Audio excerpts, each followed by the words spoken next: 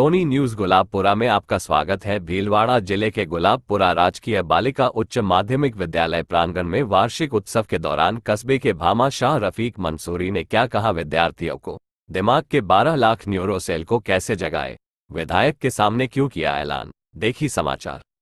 बच्चों, आप में नई ऊर्जा देने का स्रोत है,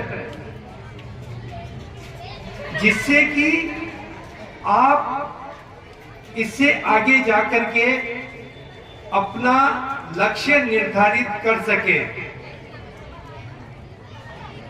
क्योंकि जिसके पास लक्ष्य नहीं होता ना, वह आगे नहीं बढ़ पाता है। इसलिए बच्चों, सबसे पहले तो जब भी आप अपनी परीक्षा की तैयारी करें तो चिंता, तनाव और एक और जिसको हिंदी में कहते हैं अवसाद और इंग्लिश में कहते हैं डिप्रेशन, इन तीन ही चीजों से आपको दूरियां बनानी है। आप ये कभी ना सोचें कि मैं परीक्षा के जो पढ़ाई कर रही हूं या कर रहा हूं, इसमें मैं आगे बढ़ूंगी, फेल हो जाऊंगी या पास होऊंगी। क्यों कि आपका काम सिर्फ कर्म करना है और आप कर्म करते रहें, परिणाम की चिंता ना करें, क्योंकि परिणाम तो ईश्वर जानता है। इसलिए आप अपनी पढ़ाई को सुचारू रूप से आगे बढ़ाते रहें और चिंता, तनाव से हमेशा दूर रहें। अब आपको पढ़ना कैसे है?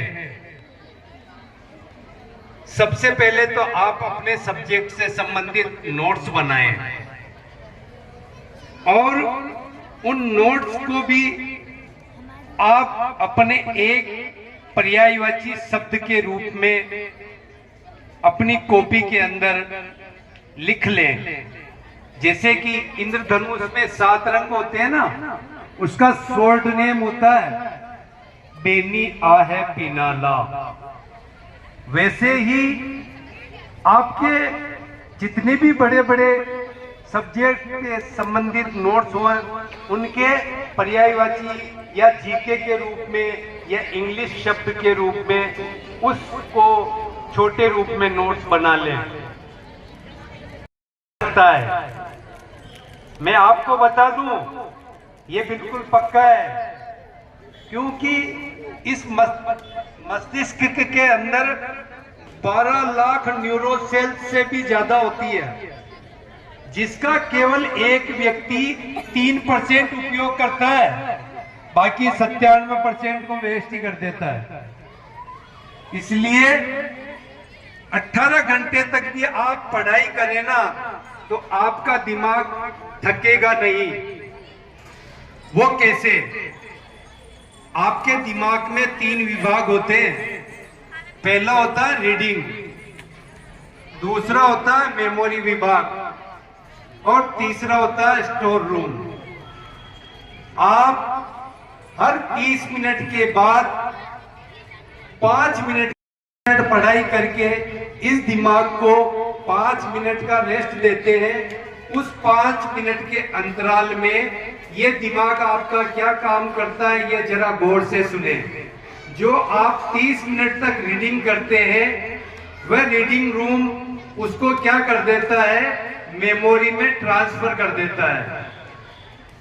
और इसी 5 मिनट के अंतराल में जो मेमोरी विभाग होता है, उसको स्टोर रूम में ट्रांसफर कर देता है। जब रीडिंग रूम और मेमोरी रूम से दोनों से जब ट्रांसफर स्टोर रूम में चली जाती है, तो जब भी आपकी परीक्षा की बारी आती है, जब आप पेपर देने जाते हैं, तो वही वापस रिपीट होती है, स्टोर रूम से मेमोरी में आती है और मेमोरी रूम से रीडिंग रूम में आती है। तो हर 30 मिनट के बाद जो 5 मिनट का गैप दिया जाता है, ये जो टेक्निक है ना, इसको बोलते हैं बेटे मोडोपोरो टेक्निक। इसी टेक्निक से इटली के अंदर बड़े बड़े साइंस बने हैं। आपको पता है दुनिया में सबसे ज्यादा डॉक्टर इटली में पाए जाते हैं।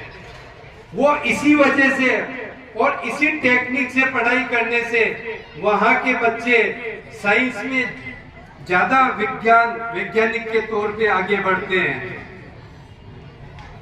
और अंतिम बात जो बच्चों आपको सिखाने जा रहा हूं, शिक्षा से आप ज्ञान प्राप्त कर सकते हैं, सदाचारी का रास्ता अख्तियार कर सकते हैं, लेकिन दुनिया में जो सबसे बड़ी शिक्षा सिखा सकती है ना, वह खाली जेब और भूखे पेट।